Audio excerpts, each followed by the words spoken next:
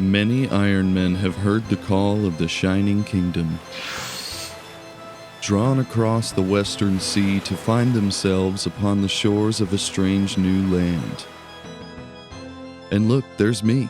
I'm here to be your guide. Along the way, I hope to answer some of the big questions myself and others have asked about this massive area expansion.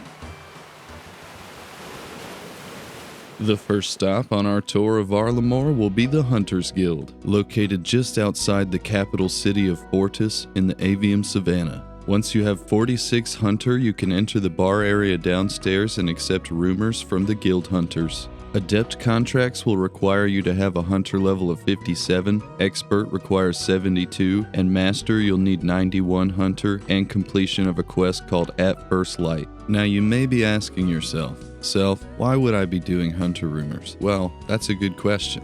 Not only can Hunter Rumors provide some of the best XP in the game, but with a properly set up block list, Ironman accounts can get tons of useful resources. I'll share the block list I decided to go with after we discuss some of the rewards you get for completing Hunter Rumors.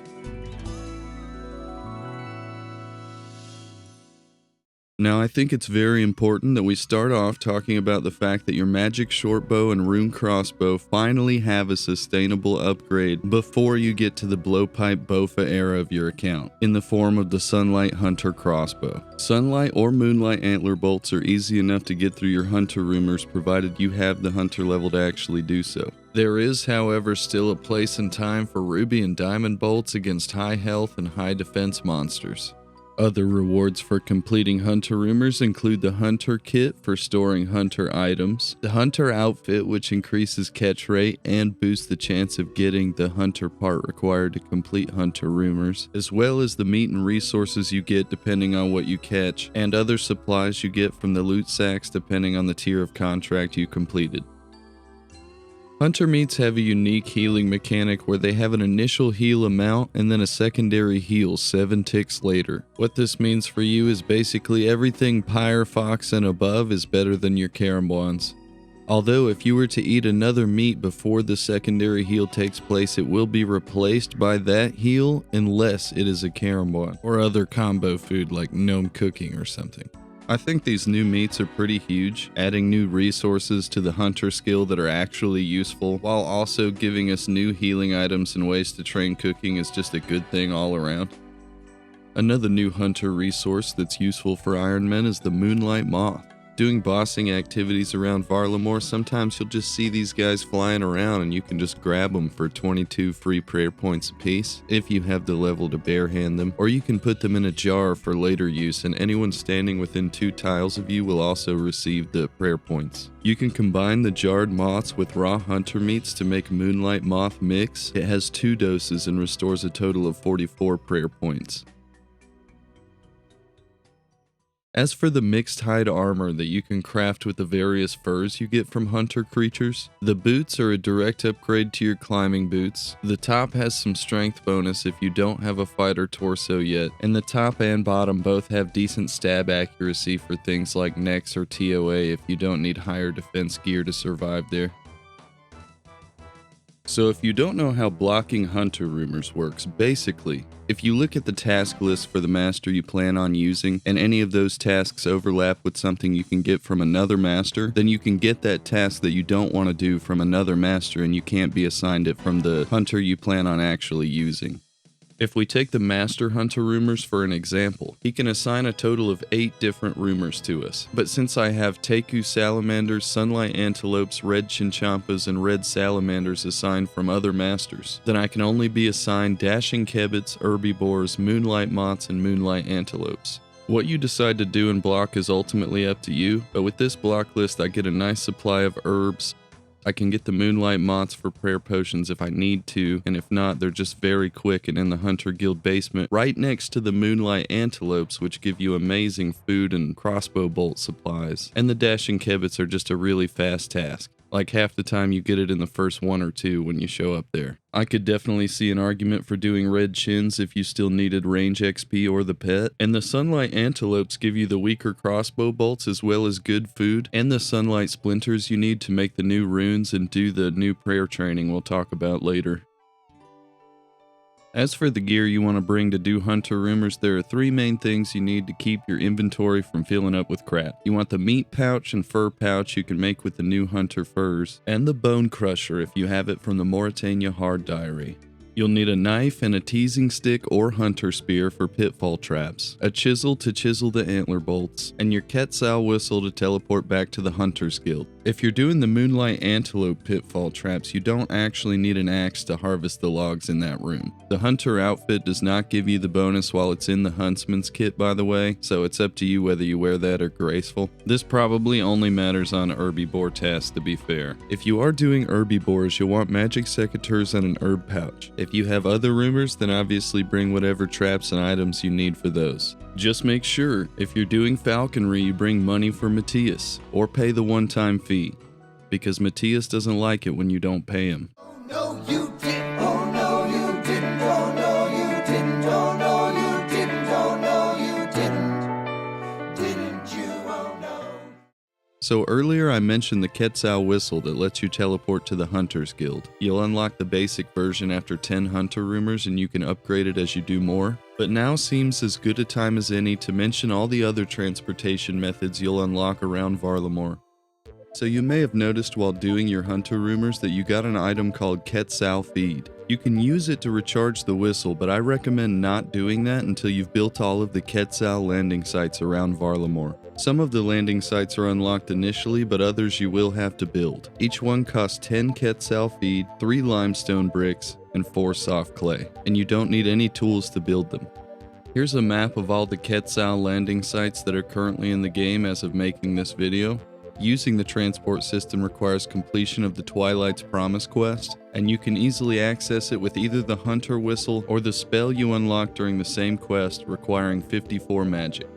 As I'm recording this, there are 2 fairy rings in Varlamore. Code AJP will take you near the Hunter's Guild, and CKQ will take you to Alderan near where you do the new Herblore minigame.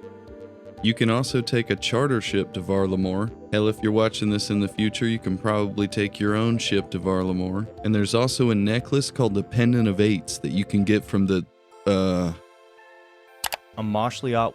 You take it from the cold, lifeless corpse of the Amoxliatl, and you charge it with the cold, frozen tears of the Amoxliatl. You can activate the statues to act as the teleport locations by just interacting with them, except for this one where you have to do some funky stuff after a quest to actually get it done. Once you reach 12,000 Colosseum glory, you can also have your dueling ring teleport you to the Colosseum.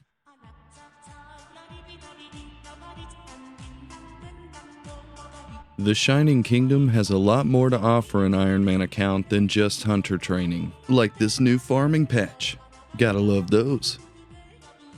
Thieving in the main city of Fortis at level 50 is a 2-part method, and the first part is getting your hands on some house keys. Apparently you can fish for them in the park, which I didn't know, but the much faster method is to pickpocket keys from wealthy citizens with the rogue's outfit. Whenever one of these tiny troublemakers distracts them, you never fail. With a supply of house keys, you can break into whichever of these 3 houses is not currently occupied by its owner. If you ever can't find the right house, you can pay one of the micro miscreants 15 valuables to tell you where it is. You can sell the valuables you get to Oriana outside the bank. Pilfering houses is about 70 to 100k XP per hour depending on your thieving level, and anywhere from 90 to 150k GP per hour if you have the rank of Gladiator in the Fortis Colosseum. That all excludes the time spent pickpocketing wealthy citizens for keys, and the wiki suggests that just staying at the wealthy citizens and pickpocketing is actually better XP from about level 80 onwards. Stealing from houses will also get you some jewelry and blessed bone statuettes that you can chisel down into bone shards for the new prayer training method.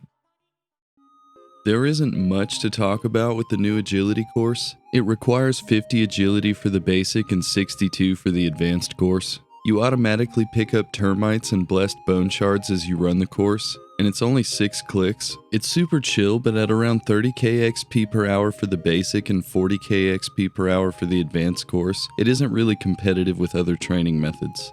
What is worth coming here for though is the new Varlamore Graceful Recolor. It only takes like 3 to 4 hours or something like that to get, and it looks pretty sweet. There's also a recolor for the agility pet to make it into a bone squirrel. The termites you get are what you spend with this long boy here for the rewards.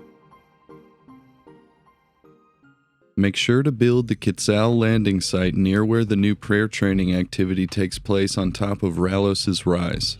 Making offerings to Ralos is the new prayer training method in Varlamore, and it starts with getting blessed bone shards. Now you can actually bless different types of bones at the exposed altar on Ralos' rise and chisel them down for blessed bone shards. There's an NPC right here you can pay to unnote bones for you, and the XP per bone comes out better than the gilded altar but worse than the chaos altar in the wilderness, so I'll leave that up to you. I'm sure you've noticed, however, that there are other ways to get bone shards. We've covered completing hunter rumors, stealing valuables in the colossal worm agility course, but mining calcified rocks in Cam Torum mine with 41 mining is a pretty chill way to get 23k XP per hour at level 50 mining, up to 50k at level 99, and as many as 3,000 bone shards per hour.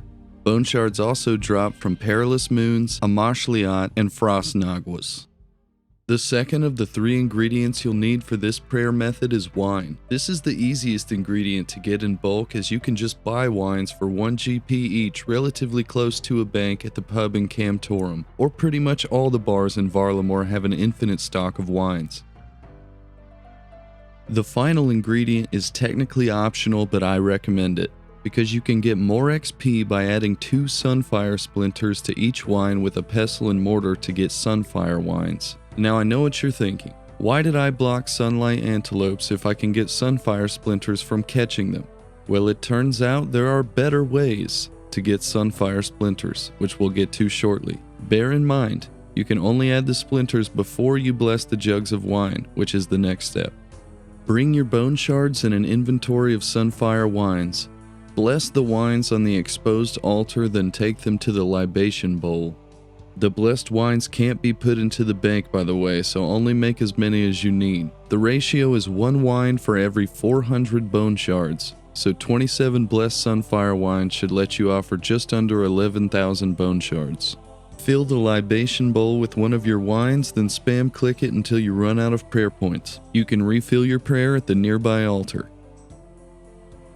This method involves so many steps and gathering multiple ingredients that it would be pretty hard to give you a realistic XP per hour, but as an Ironman I usually just look to get the most out of my resources, and this is a really solid method considering you get bone shards more or less passively while doing activities in Varlamore. RuneScape finally has its first new rune in quite a while, and they decided for some reason to make it so situationally useful that I'm not even sure it's worth using at all. Sunfire Runes can be crafted with Fire Runes, Sunfire Splinters, and Essence at any of the Shrines of Ralos in Varlamore with level 33 rune crafting. You get double runes and XP at level 49 and triple at 98. If you successfully hit with a fire spell using Sunfire Runes instead of Fire Runes, your minimum hit is raised to 10% of your maximum hit. So if you would have max hit a 30, then your minimum hit if you don't splash and hit a 0 will be a 3. This effect can be applied to the Tome of Fire by using 100 Sunfire Runes per burnt page to get searing pages. You can maybe use them at Ice Demon or Zulrah or something, but I really don't know if this particular content is worth touching right now. Let me know if you've found something they're worth using for though. The new herb lore minigame in Alderaan lets Ironmen use their herbs without needing to gather secondaries. Fairy Ring CKQ and the Hueycoatl transport system will take you nearby. You'll need at least 60 herb lore to start mastering Mixology and 81 to make every potion in the minigame. Putting clean herbs or unfinished potions into the refiner will give you one of 3 types of paste corresponding to the type of herb used. So which herbs do you use? I hear you ask. You'll want to use herbs that either don't make useful potions, don't traditionally give good XP, or take annoying secondaries to gather. For Mox you can use about anything, but Harlanders and Terramins are the best. I would use Dwarfweed for Aga unless you have a huge supply of Zami wines, and then I would use Irrit because it gives less XP. But some people may want to keep Irrits because the secondary is buyable from shops. For Lie, Avanto is my recommendation, but if you're low on stamina potions and good on super strengths, then use Quarms. Limpwort roots are far less annoying to get than Mortmire fungus though. You can deposit the paste into the hopper behind the starting table. Now that you have your paste, take a look at the orders on the side of your screen. Each potion's name is what tells you its ingredients. For example, Mammoth Might Mix would be 3 Mox paste you would add at the table. The symbol next to the name tells you which machine to use next to prepare the potion.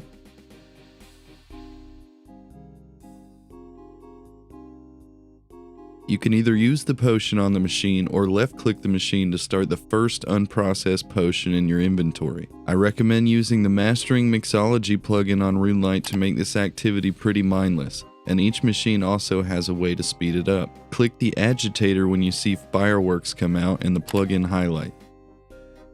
Spam click the retort machine, but make sure not to click after it finishes or you'll start retorting your next potion.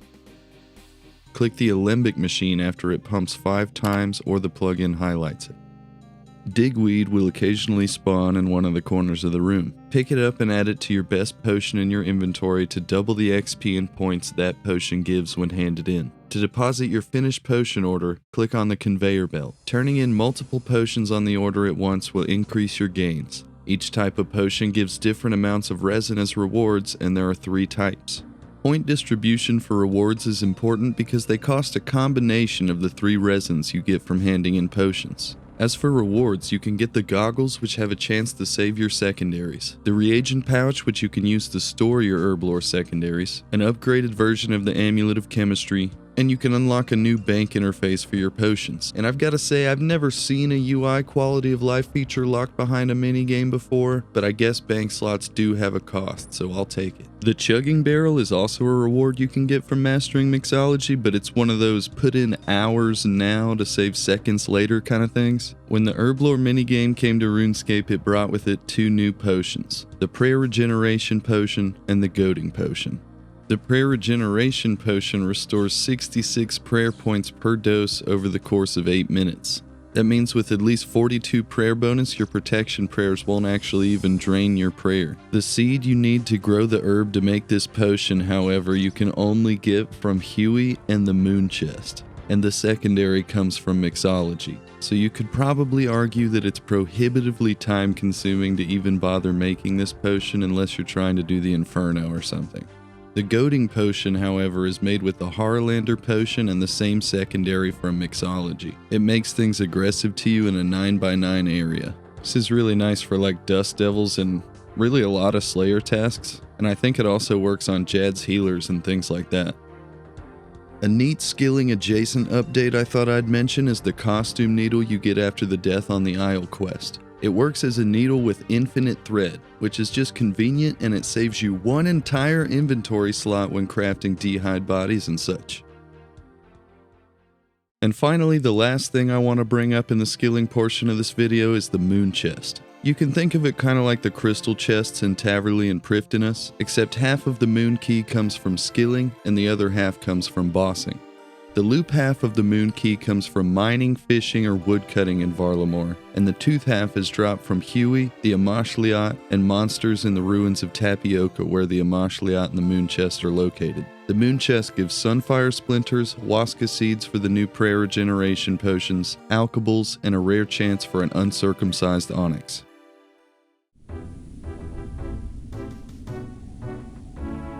Several of the monsters introduced with Varlamore have a new stat called Flat Armor. Positive flat armor subtracts directly from your final damage roll, so if you would have hit a 10 on a monster with positive 2 flat armor, you would instead hit an 8.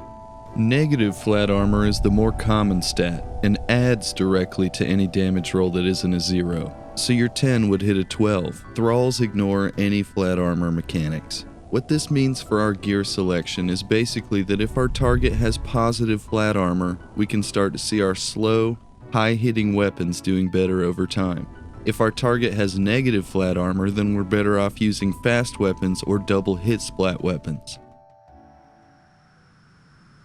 The first boss we're going to talk about in Varlamore is the Amoxliatl. To get there, the Gorge landing site is unlocked by default, but there's also one you can build just north of the Tower of Ascension at Salvager's Outlook. After the Heart of Darkness quest, the lift in the tower will take you near the boss room.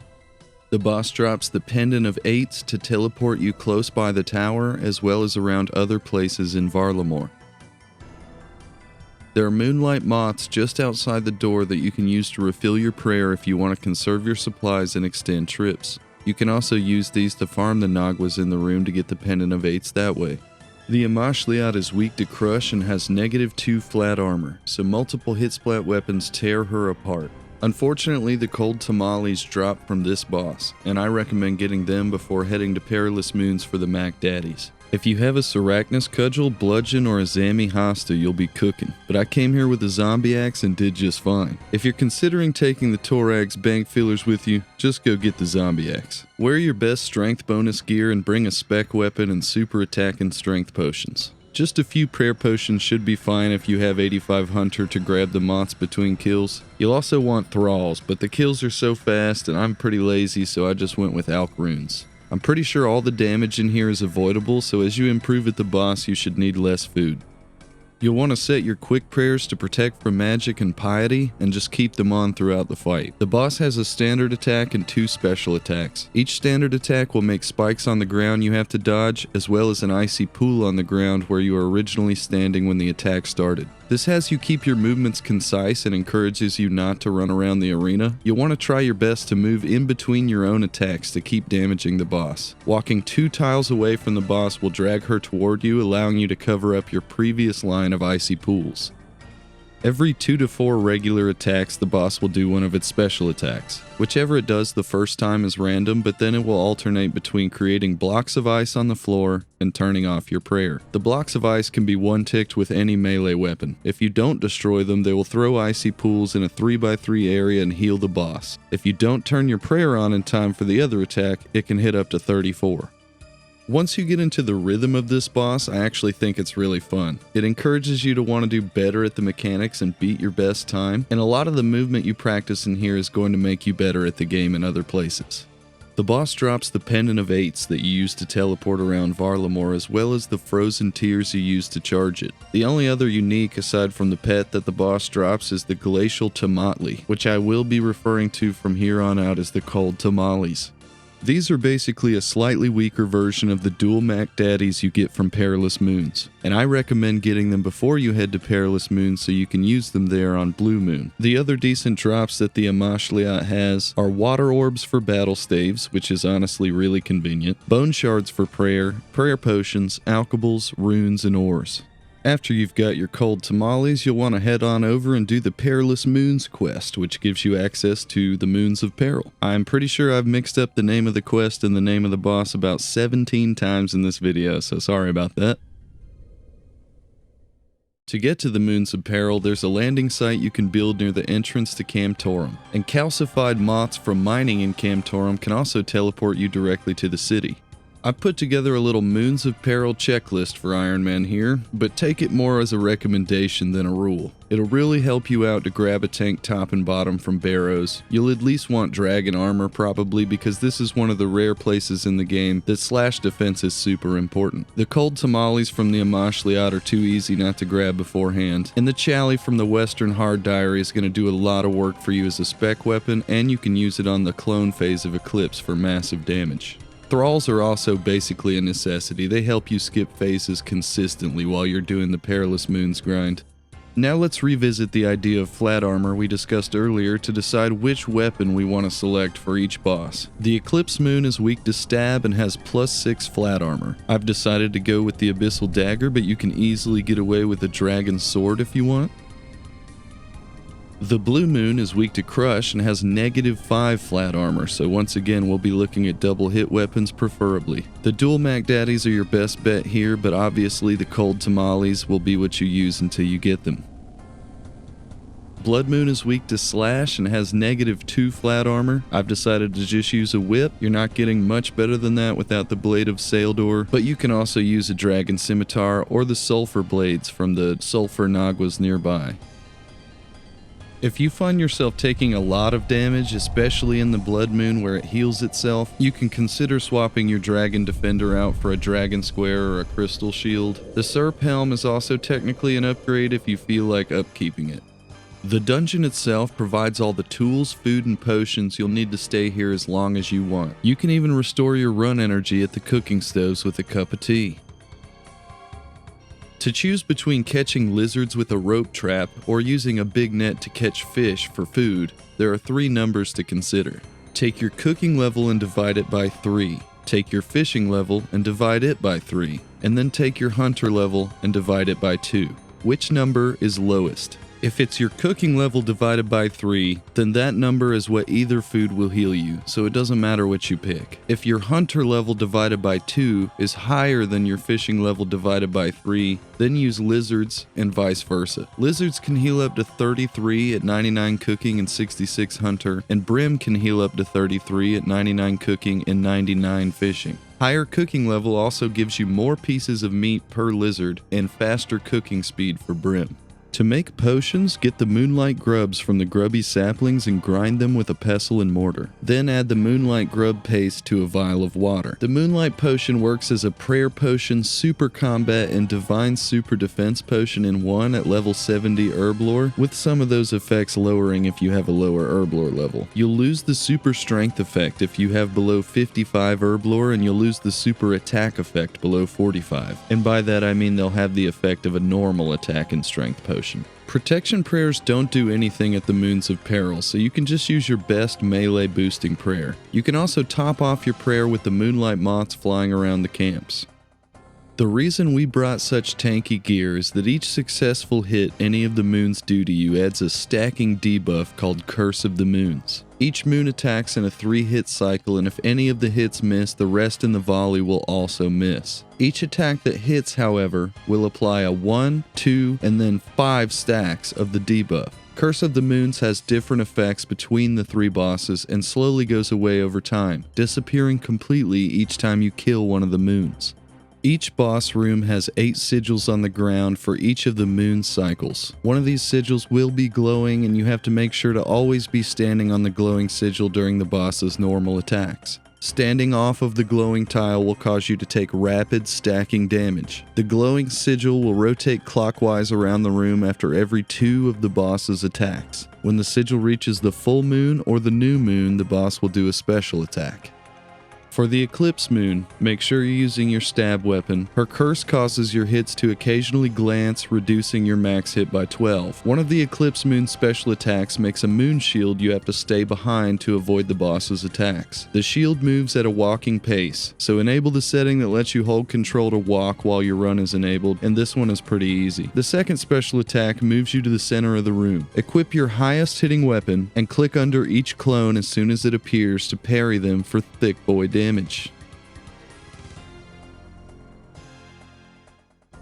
Use Crush for Blue Moon. The curse will cancel one of your attacks when it reaches 18 stacks, so it's pretty ignorable. The special attacks are also pretty forgiving. One has you kick an ice crystal to get your weapon back, and the other, you make your way across the room avoiding the storms to light 2 braziers. The Blood Moon is weak to slash, and her curse is the most significant of the 3 moons of peril. It will heal her for 1x, 2x, and 3x the damage dealt per hit, and the third hit heals a minimum of 30. If you find the boss consistently landing that third big heal off you, then consider stepping under the boss just as it goes to attack you to prevent it from landing the third hit. You'll still take chip damage for being off the plate, but it'll be far less significant than the boss healing a 30. The first of the Blood Moon's special attacks is very straightforward. Avoid the blood rain as it pools on the floor. The second one, however, is a little more complicated. Blood jaguars will spawn around the room, and you'll go to the glowing tile as usual. Pools of blood will form on the ground, and just as they are going away, you need to step back onto where they were to dodge the jaguar, then click back on the jaguar to attack it and heal yourself. The timing can be tricky, but it should be pretty easy for you when you get used to it. Playing with game sounds on can also help you get the timing down just a little bit faster.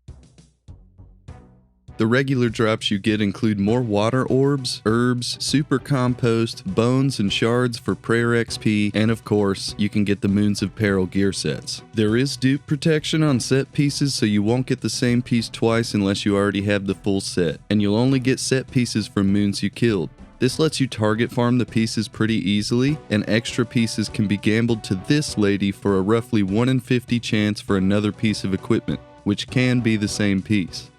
The Blood Moon set is the real juice worth the squeeze here. The armor has the same strength bonus as Bandos, with lower overall defense but higher magic defense. The helmet also has one higher strength bonus than the Helm of Nadasnot, and the set effect gives the Mac Daddies a 33% chance to attack one tick faster.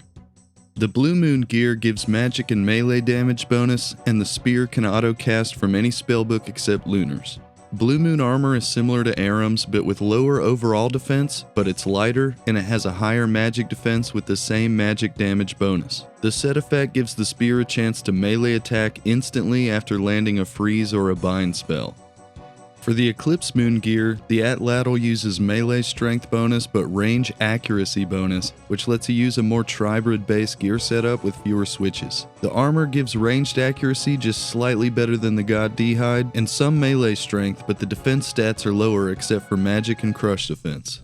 The set effect adds a 20% chance to proc a burn over time effect on hit with the Atlatl. To get to Huey, you'll want to take the Quetzal transport system to the gorge and run around the mountain to activate the statue, which will let you teleport there with the Pendant of Eights. This is one of those rare bosses that Ironmen can do with other players, and that is the coolest thing about it. You'll want a group of at least 3 to take advantage of a damage boosting mechanic later into the fight. You can join the chat channel Huey Host or hop into some masses on World 420. Just be aware it can be pretty hard to see the mechanics of the fight unless you turn your entity hider on if you're in a mass world. You can also pay 50k at the flag to make a private instance for you and your friends. Huey is weak to crush, and during the tail phase your damage is capped at 4, but this cap actually changes to 9 if your crush is your highest attack bonus. Because of the damage cap, you pretty much need a double hit crush weapon like the Cold Tamales or the Dual Mac Daddies. You'll also want to bring thralls if you have them. Now the wiki says that the zombie axe is better than the Mac Daddies on the head and body if you don't have the full Blood Moon set, but that doesn't check out with what I'm seeing on the DPS calculator, so I'm just rocking my best strength bonus gear in the Mac Daddies for the whole fight, at least for now. Throughout the fight, you'll have to keep an eye on Huey's 2 auto attacks. One is a lightning strike you avoid by not standing on the glowing symbols on the ground. And the second is a colored projectile you pray against when it hits you. Red is melee, green is ranged, and blue is magic. The fight is broken up into 4 phases. Phase 1 is the body. Around the starting area, you'll have to kill the 5 body segments in the small caves. You can tag them with the NPC Indicators plugin to make it easier to find the hitbox to click the hitbox. Phase 2 is the head. Wait for the tail to move out of your way, then walk around the corner and smack Huey in the face. Charging the pillars with the corresponding overhead prayer will light the braziers on top of them, giving everyone a 30% damage buff. In teams of 3 to 5, only one person needs to be praying each protection prayer to charge the pillars, 6 to 8 will take 2, and so on. Phase 3 is the tail phase we talked about, so you'll want to use your double hit weapon for sure. Attempt to avoid the shockwave with the marked tiles you downloaded from the wiki by running diagonally and get hit every time. Phase 4 is final stand, so you attack the head again. There's increased attack speed and the shockwaves still come, but there are safe spots on the front row on either side of Huey. The drops from Huey include Huey Hide, which you can use to make armor similar to God D'hide, the Dragon Hunter Wand, which seems to be useful exclusively for metal dragons, the Tome of Earth, which boosts earth spells and counts as infinite earth runes as long as you charge it with the soiled pages you get from the boss, and the seeds you need to grow the herbs for prayer regeneration potions. There are a couple different ways to go about farming Wave 1 of the Colosseum for Sunfire Splinters. You really just need protection prayers, but I recommend having Ancients for either Ice Burst or one of the barrage spells. Wave 1 only has 5 enemies. The modifier you pick at the beginning doesn't really matter, but I usually go with Frailty for the extra glory. At the beginning of the wave, a Mage Boy will spawn along with Fremnik warriors of each combat style. The Fremies can't hit you if you keep moving though. If you don't kill these 4 fast enough, a melee boy will spawn as reinforcement halfway into the wave. If you have at least Ice Burst, bring your best magic gear and a staff to cast Ancients, along with a spec weapon and a melee switch. You could also use range to finish them off instead of melee, so just take whatever you're feeling really. Start the wave praying protect from magic in your best offensive magic prayer. Ideally, you land the freeze on the middle Fremnik and they all freeze in a group. You can keep your distance and kill them all at once. With Ice Burst, however, you'll find yourself splashing on the rangers sometimes, so just do your best to put a pillar between you and the major so you can pray melee when the Jaguar Warrior comes out if you know it's going to take that long. The two big boys hit much harder than the Fremies. Switch to Protect Magic and finish the major, and you've completed Wave 1. Click Claim and take your Sunfire Splinters from the chest, then talk to the guy to leave. For the method without Ancients, just bring your best melee gear. Lure the mage behind the pillar to trap him, and stay behind the pillar the whole time. Turn your run off and keep walking back and forth behind the pillar, then switch to Protect from melee. Attack the Seer and Ranger once at a time as you walk. They will occasionally hit you. When they're dead, you can stop walking and kill the Jaguar Warrior and the melee boy, then switch to Protect from magic and kill the mage. You'll get 80 Sunfire Splinters per run every time, which is good for 40 jugs of wine and 16,000 bone shards, which should give you an extra 16,000 prayer XP compared to normal wines.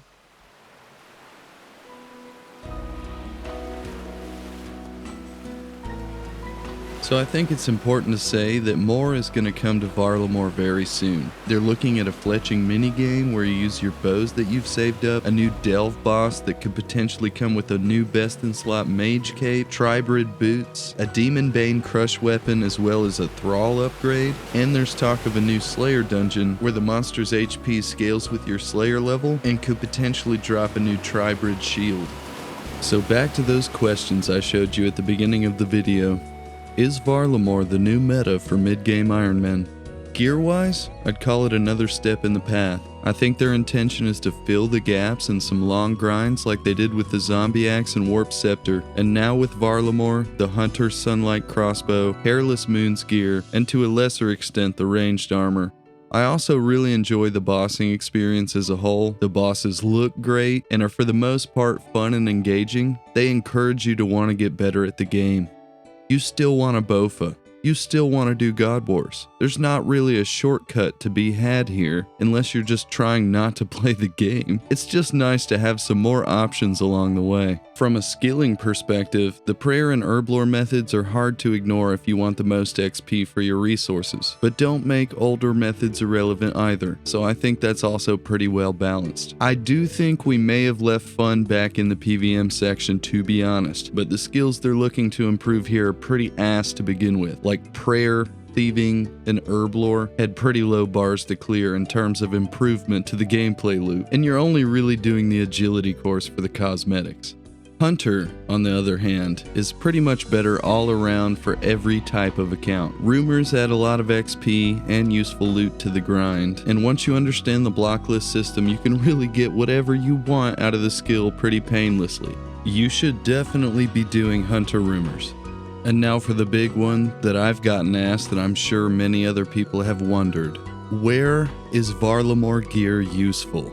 Well, the Hunter Sunlight Crossbow is your early game alternative to a blowpipe. Slayer, fight caves, any lower defense monster it should be good for. Perilous Moon's gear is definitely worth grabbing as well. It's much easier to greenlog than Barrows. Blood Moon will be a great melee upgrade until you get to Bandos, and it's very great for wilderness bosses.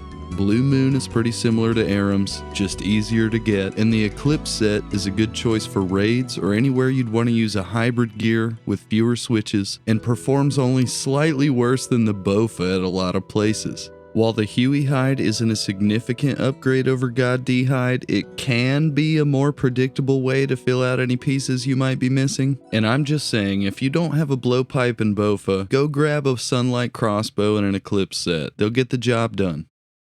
Are salty main accounts right that all the new content is made for Ironmen? Yes. Yes, they are. But they're also paying a 2% GE tax on their tiers. Now go away.